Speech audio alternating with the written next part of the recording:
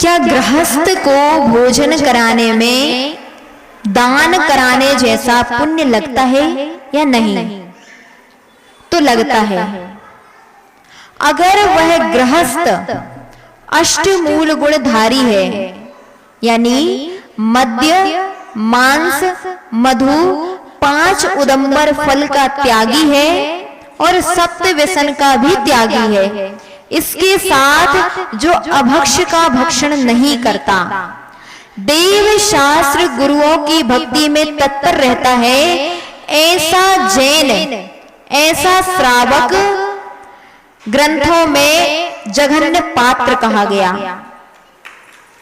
यानी जो जीव केवल इतने नियम का भी पालन करता भी ग्रह त्यागी नहीं है, वह त्रस हिंसा का भी त्यागी नहीं है, वह स्थावर हिंसा का भी त्यागी नहीं है, केवल अष्टमूल गुण का पालन कर रहा है, तो भी वह जीव जघन्य पात्र है। और अगर ऐसे व्यक्ति के लिए जो भी व्यक्ति दान करता है, यानी भोजन कराता है, तो उसके लिए जघन्य पात्र को भोजन कराने का पुण्य लगेगा। मान लीजिए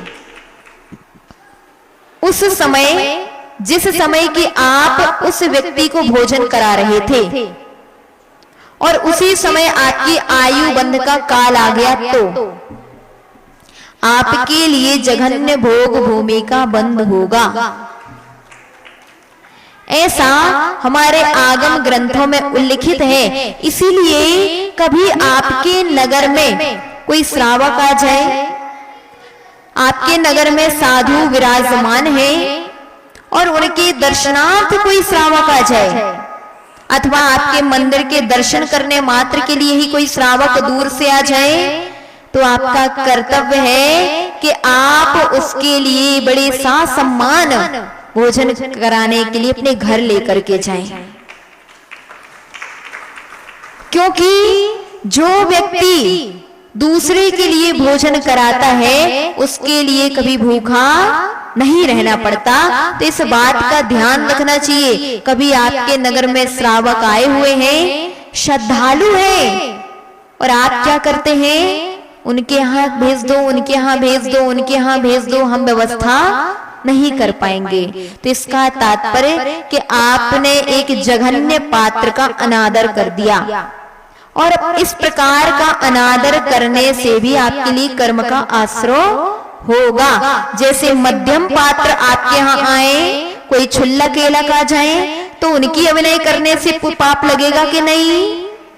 कोई साधु मुनि महाराज आ जाए, आरिका माता जी आ जाए, तो उनकी अभिनय करने से पाप लगेगा कि नहीं? उनको दान करने से पुण्य लगेगा कि नहीं?